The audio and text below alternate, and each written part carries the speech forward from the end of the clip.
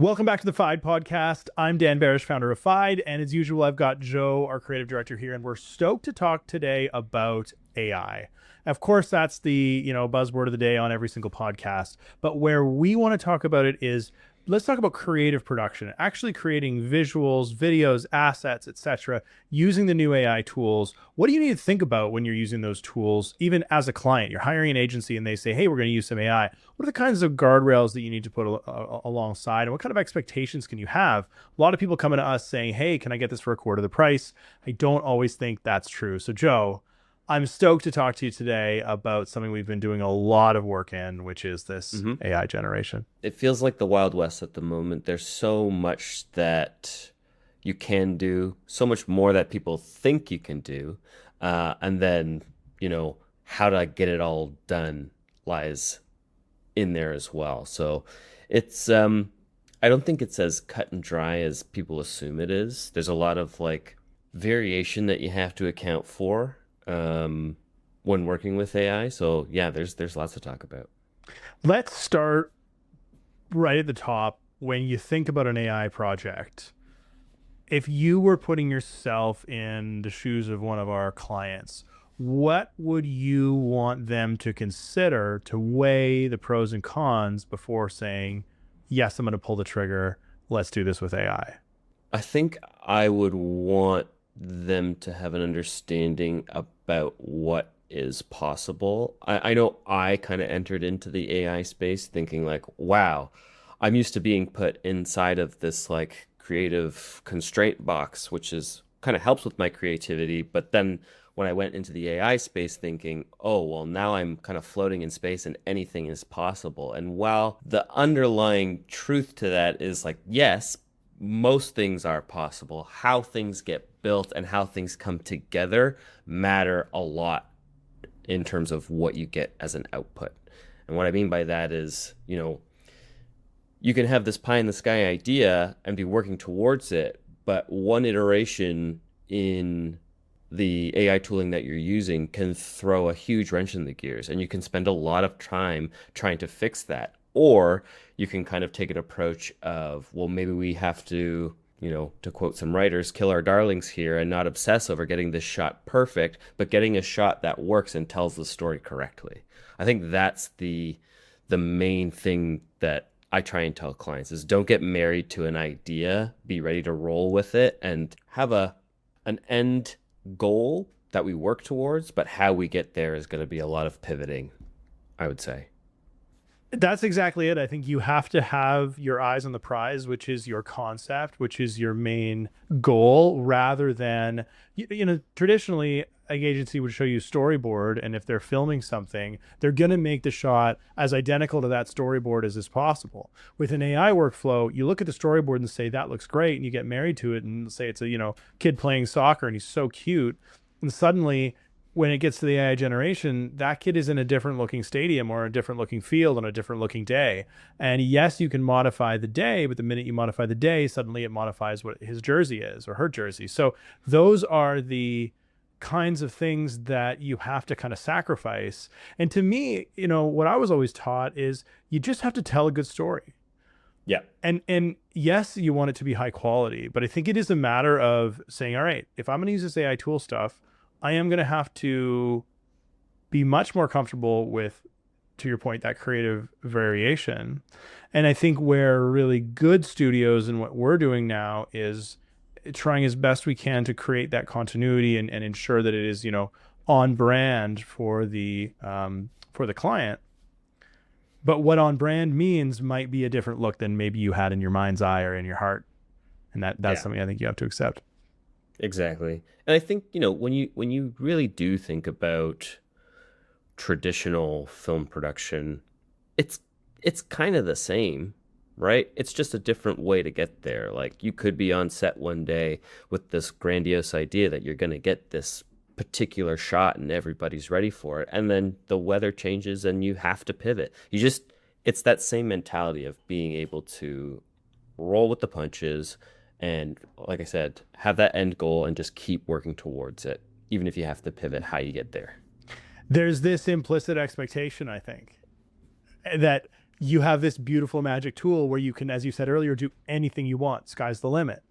But what you can't do is have that super granular control. And there's an That's assumption I it. think that Yeah. we make that, oh, we can make anything. It's like, yeah, you can, but you kind of have to go by, what the model is going to give you. Infinity possibility, not infinity control. It's very loose controls. And there are things you can do, there are steps you could take to get a little bit more control and keep that continuity going. But, it really is like a dice roll. Like I've sat for hours just trying to generate this one particular shot, and it's just for whatever reason feels like the person needs to be grunting while they're doing the dishes or something. It just inserts some random artifacting, which is, I mean, it's fun to play around with, but it can be tedious and frustrating when you're really trying to work towards a deadline. You were generating that pirate the other day, and Yes. the It was pirate, making me laugh. the pirate just won't stop grunting. And we just don't know why. Like he can't. Grunting, burping, I don't know. I don't know what AI thinks about pirates, but Yeah, we know now. I think that's the other thing that you mentioned is the amount of effort and just how much iteration has to go into it. And that's, I think, mm, something that is really important to understand. So if the number one thing to consider when you're thinking about an AI project is that you may not be able to get exactly what you want visually out of it, and that's what you're getting for, what might be a cost difference, for example, or a timing difference or effort difference. The second thing is really about understanding that it is a lot of effort to do this. There is a huge amount that goes in behind the scenes. And so you should not expect that you can get a $500,000 commercial for $4,000 and made in like a day with AI. And I know I've harped on this on LinkedIn, and I've said it on the podcast before. Like so many LinkedIn bros are saying, "Oh, look at me! I made this great AI video with $0." It's like, yeah, you mhm. spent 100 hours on that and generated 10,000 clips, Yeah, time's not and free. this is the result of your masterpiece. Something else that I find clients tend to believe is like AI does all of it, when once again, AI is just one piece of the puzzle. You still need editors, you still need motion graphics or VFX a lot of the time to marry everything together. You still need to color it correctly. Like there's still a lot in the background. It's not just like type in my prompt, I get my video. It's more involved than that. And I think most importantly, and what's going to become, I think, the number one most important thing is that you have to have a concept. You have to differentiate through a way into the story that you're trying to tell, to the message that you're trying to get across. And that, yes, of course, we can use AI to augment. But I think what we're going to start to see is one of the major hurdles I see clients struggling with is the pressure from on high to deliver tangible marketing outputs like a video, like a social post, like a campaign. Mhm. And as that pressure increases year over year, there's less and less room to think about the concept, think about what messaging pillars should be, and think about how to go into that. And I think what we're going to start to see is a lot more AI generated. This looks beautiful. And it's an incredible shot that, would never have been able to be achieved without, the incredible levels of VFX or whatever. But it has no concept. It has no idea that holds it together. And that idea, I think, is the new currency. I think a year from now, we're going to look back and say, that's what's going to differentiate you. But anyway, we're here to talk about actual AI Mhm. production. So let's talk about that. So two things to consider. First thing is to make sure that you're going to be creatively flexible. The second thing is to understand that there is a huge amount of effort that goes in behind the scenes, that you need to understand that it is not going to cost $0. In some situations it's going to cost just as much as a real shoot would have. Maybe you're going to get a little extra VFX out of it. Like anything, there's levers. You can pull a bunch of levers, and depending on what levers you pull, dictates the output. Yes, you can do things fast and cheap, but is it going to be great? Maybe not. It's going to probably look like AI. Or you can spend a lot of time and effort into making it not AI, but that kind of balloons cost. So like there's give and take for just like any other kind of production that you're working on. So it's I don't think you should see it as this is the fast, cheap way to get a video out or content out. It's just a different way to do it that kind of opens up avenues that might not otherwise be possible creatively. One thing I will say that you should anticipate if you're thinking about a project like this is a different type of workflow. And something that I'm excited about, which I think is a different way and is a more exciting way to produce content. And I don't know, this is for me, Joe. Maybe this isn't the same way for you. What I get excited about the idea that, let's say we're in a comedy spot Hmm. and we have 100 ideas.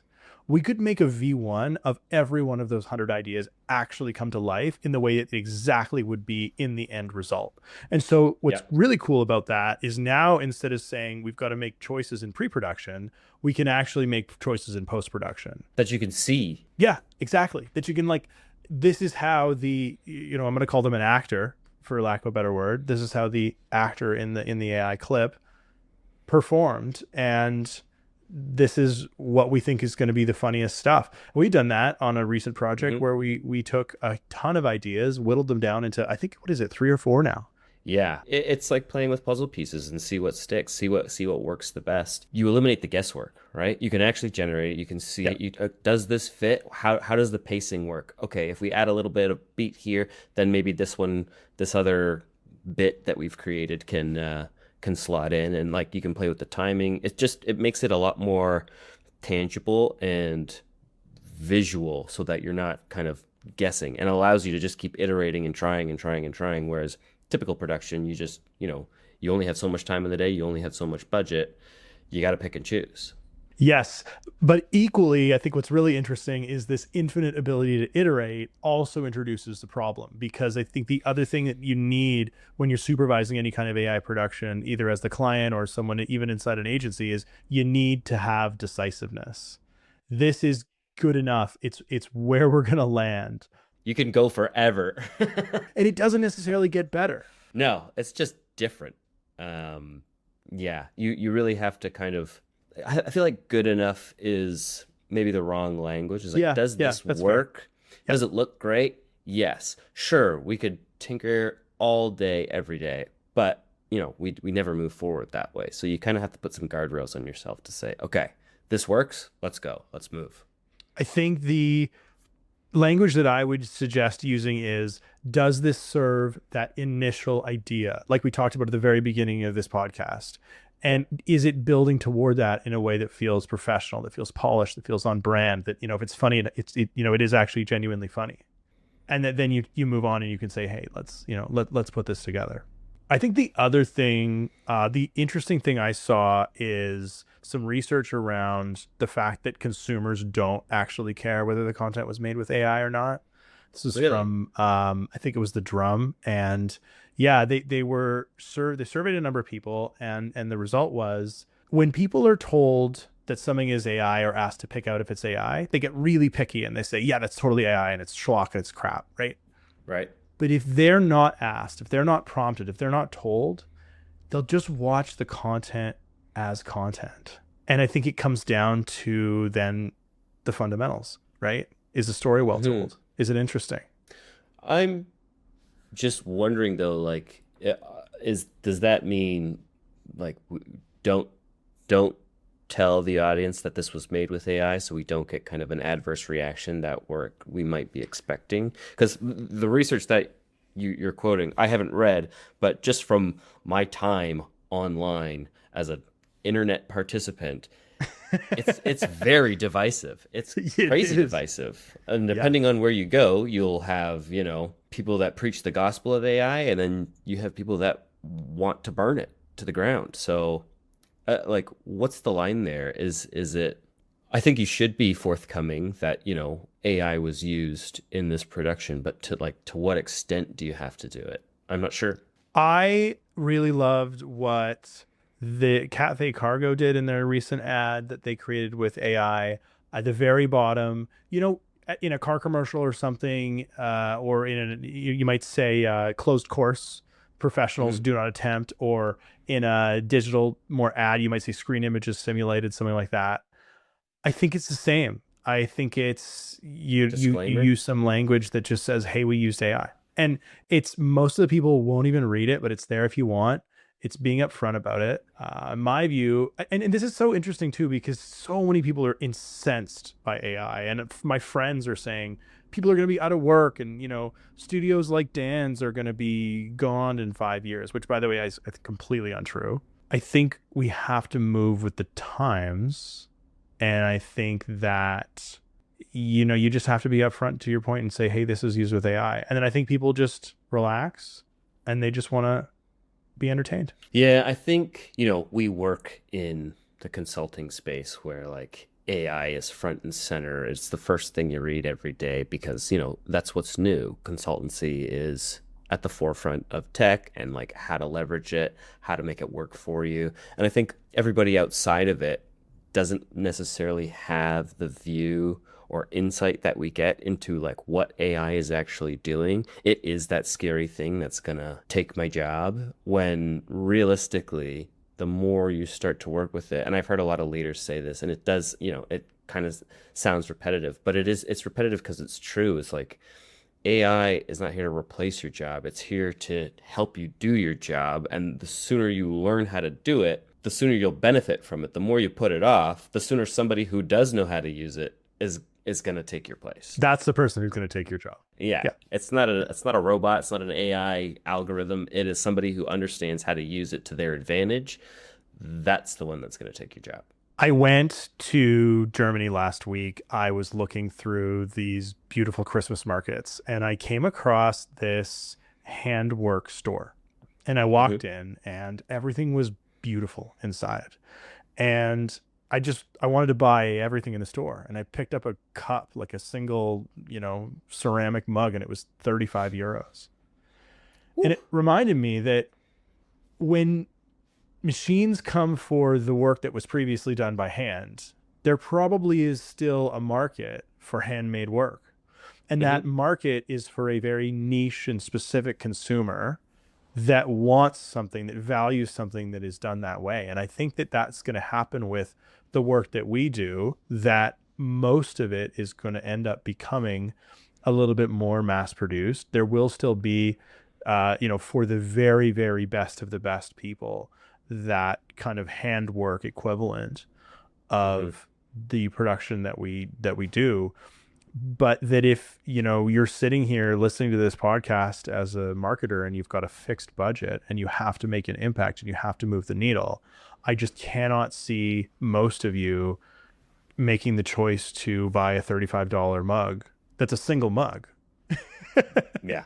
You need a set of mugs to feed your family, That's going to be the challenge. And so I think we all kind of have to adapt. And it's very interesting that you say, Joe, you're right. We are really at the forefront of the technology change because of the types of clients that we serve.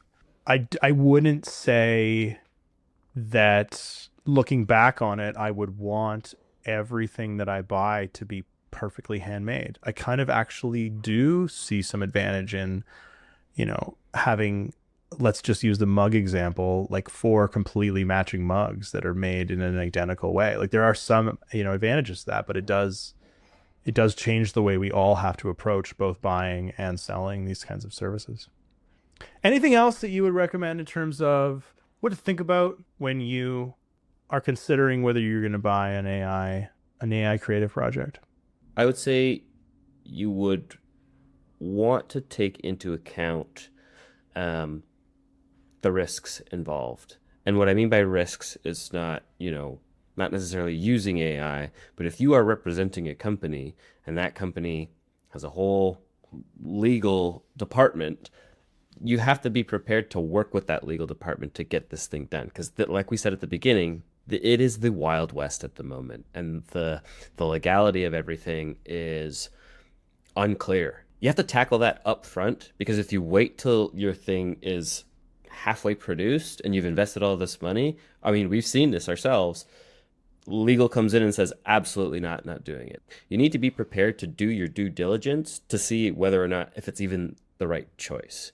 I mean, I think it is. I think you should be like looking into how you can do this stuff, but you need to be proactive about it and not just kind of make it an afterthought of like, oh yeah, maybe I should talk to my lawyers about this thing that we're putting out. Like, do that first before you not only invest a lot of money, but invest a lot of time. We handle a lot of risk departments and feedback from those people. And if there's one piece of advice that I have is treat them like a partner on your project and not like a guardrail or a stopping block.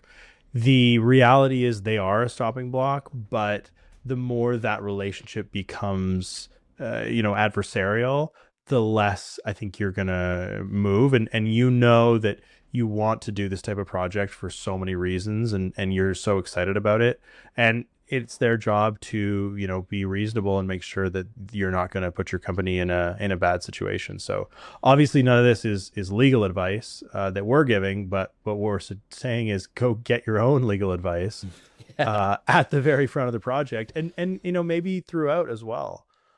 The here's the thing with the consideration, especially when it comes to video generation. All of these models have been trained on existing videos. That's how they know how to make videos.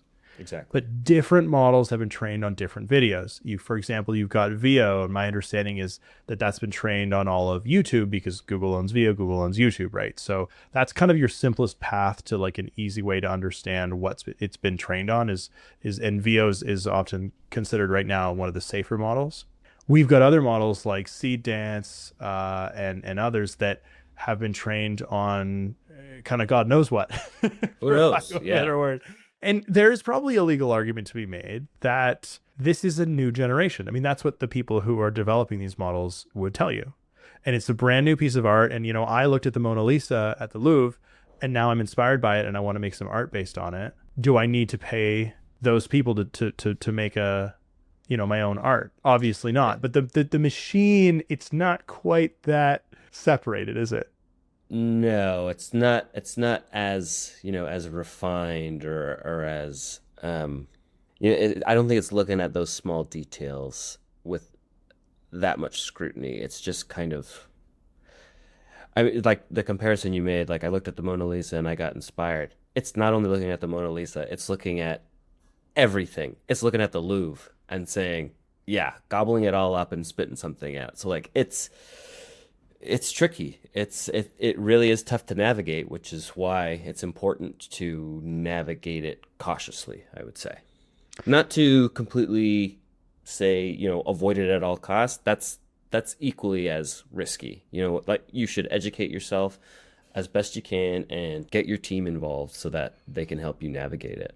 Yeah, my perspective, Joe, is that we are going to come out of this kind of nebulous legal area that we're in now, and people will say, no, the things that AI creates are new, net new, Hmm. and not copyrighted by, uh, the underlying kind of training data, for example. But I'm sure there are exceptions, and I think those exceptions are going to be in your kind of more smaller upstart models that might more directly just replicate rather than creating more net new. Hmm. So I think that's the danger. So that's the other thing is, pay real close attention to what your agency is using or what your team is using in terms of models. I think you have to have an upfront conversation. Like Yeah. what's proprietary for us is our process, not the underlying technology that we use to create it. I mean, the technology is available to everyone. So everyone should be Yep. having a conversation saying, okay, we're going to start this process. What models are you using? And let me make sure that those models are acceptable. I think that should be the conversation as well. It's not, hey, legal department, can we use AI? That can't be the conversation. The conversation is No. what AI can we use? What's acceptable and what's not? Where's the line? So, Joe, let's talk now a little bit about how the sausage is made, how we take the creative ideas that we have and our clients have and make them real. Hmm. I think it's a lot more involved than a lot of people think it is. Like I said before, people think, you just go to your video generator, you type in your sentence or your couple like your paragraph and you get exactly what you need, or maybe you don't and then you iterate on it. But it's actually there's a lot more steps involved before you even get to the video part. At least to be successful, in my opinion. One of the things that we have seen is, you really want to start with a high quality image. If you can, because an image is not only cheaper to generate, it's a lot easier to customize and tailor when the generation gets it wrong. And that's not to say you even need to keep trying to iterate on that generation. You can take that into good old classic Photoshop and do what you need to do there and then bring that over to a video generator. So I would say just be mindful of the process, as it's not like a one-step thing. It's a multi-step process just to generate one clip. And that without, going into our secret sauce, it's start with an image, customize that image, and then go into kind of the making that image move, turn it into a video from that still. I think it's so funny because it just feels like the same process we've been following for decades. The storyboard, the script, the storyboard, the video. Hmm. Everyone's talking like this is so incredibly different. And I think to some extent social media promotes people saying things that are like, this is completely different from everything. But the reality is, put that in a storyboard, look at the image, take it, approve it, and then at that Hmm. point, let's add the motion. Like, this is a traditional animation workflow. That's exactly what we did for a video, was start with the storyboard, generate the stills, make sure client was aligned on those stills, and then literally pull those stills straight back out of the storyboard and then start iterating with the video generator. And it worked really well. I think what we had started to try and do was like I said, start with that video generator and then, maybe take a still from that generated video. But that's working backwards. It's not a new process. It's just being directed towards different tools. Yep, absolutely. And putting together the generations. I mean, we're still using very traditional methods uh of video editing. I mean, when I say very traditional, I mean last year, last year's video editing kind of stuff, and Yeah. I think that it still has to be that, because that's what's going to kind of put the polish on it, that is going to make it feel brand compliant and high quality and all of those things. So, like you've said so many times before, this is a tool that is helpful, that is doing new and interesting things. It's actually not a completely different workflow. It changes the workflow a little bit. It changes the considerations for sure. Yeah, it's not reinventing the wheel. It's just slightly different approaches to how you tackle that process. But the Yeah. process largely remains the same. I think the interesting thing is, though, it becomes a much more technical process, and it Mm, it is bringing people who were traditionally, very artistic and would be, on a set and thinking through things with a variety of other people on set, and now it kind of just puts them in a room in front of a computer, and it's a matter of iterating in a very technical way. And with some of the software we're using, some of the API based stuff is very heavily technical. I needed your help badly on that. That one platform, Yeah. Comfy UI. I Comfy was like, UI. Dan, It's a what tough am I one. looking at here? Well, thankfully, I'm the resident nerd here at Fide, but you know, I think the other thing that's important, if you again, if coming back to being a marketer and thinking about how to work with some of this stuff, is I don't think you want that technical person sitting in a dark room in the corner of their basement trying to make your video, even though they're going to do it for $4,000. Because I think a lot of the other value around what a creative team can bring in any form, internal agency, production company, whatever it is that collaboration and the ability to run ideas by people. Mhm. And Joe, you and I will send stuff to each other and say, hey, am I on the right track here? Yeah. That's the other danger I think that can start to happen, right? Is you're just generating by yourself. You're creating this piece of art that's just completely hermetically sealed off from everyone else. And it allows you to go down a route that doesn't produce a good result, because you need that collaboration and that artistic Uh, this sense.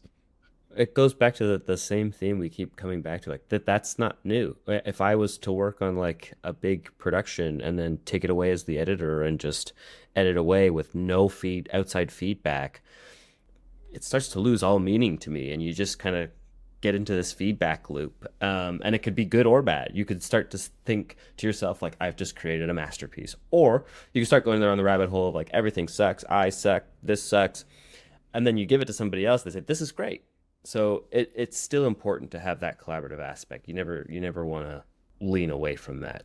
I agree. And we even saw a project this fall where we were all totally aligned on everything. And we went down the path of making this AI video, and we are delivering it to our client who is just absolutely loving it. And round after round of feedback, all good, all good. And then that client shows it to someone else within their organization, and they say, hey, you know what? This actually really looks like AI, and like here's some areas where I think that maybe all of you should take a look at it. And Mhm. I think that gave us a perspective that was really interesting, because it's very easy to get these blinders on. And so the other thing I'd recommend in an AI project is actually bringing someone else on who hasn't been part of the project, which is kind of a crazy thing, because a year ago I would have said absolutely don't do that. They're not brief, they don't know what the project is, but get that extra set of eyes, because it's I It's a think it, it's a pulse check. yeah, You got to have them. 100%. What else, Joe? Anything else in terms of how you might talk a little bit about the way in which we've been working with AI and creating content? I don't think so. I mean, I said at the top, like it's not just once you've gotten your generation out of the video generator, it's not okay, it's done. It's again back to the your premieres, back to your Da Vinci's. Now you got to edit it, and now you got to mix the sound. Now you got to add the sound effects that VO might not have included, or it did include something like a burp that shouldn't be there. And it's back to tinkering. It's an extra tool in your toolkit that helps with generating creative ideas that you might not have otherwise been able to accomplish. But then it's right back to business as usual, I would say. Although it is a huge part of the output of the project, if you look at the timeline, like a really solid timeline of something that has a concepting phase and scripting and all of that, and to your point, editing and all that stuff, the change here is like less than 10%. Feels like it's a completely different, completely new project. It's not. It's definitely opening up a lot of possibilities and a lot of doors and a lot of avenues that were otherwise impossible or not cost effective. In the year that we have worked with it, it has changed 6 times over. So the possibilities just keep growing, and it's really exciting to see. Well, I'm excited to see where we get to. I think in 6 months we might have to re-record this whole episode and delete it, because it'll be just a completely different thing. I do think up front the consideration of just understanding that the creative process is going to be different, understanding the cost is not going to be massively less, understanding that you do need to think about legal, that you do need to bring those people in as partners, and that the process is fundamentally the same, but also in some ways fundamentally different, is really important to understand before you hit the green light and pay that agency for that fun new shiny AI project. Thanks very much for listening. It's been awesome, Joe, as always, to chat with you. And I'm so excited about the new AI projects we've got coming up in the new year. I think we're going to create some awesome stuff. And if you're following us on LinkedIn, if you're following me, Dan Barish, please take a look. I think we'll be releasing some really exciting stuff in the new year. And of course, if you have an AI project and you're interested in talking about it, don't hesitate to reach out. Check us out at fidecreative.com. That's FIDE creative.com.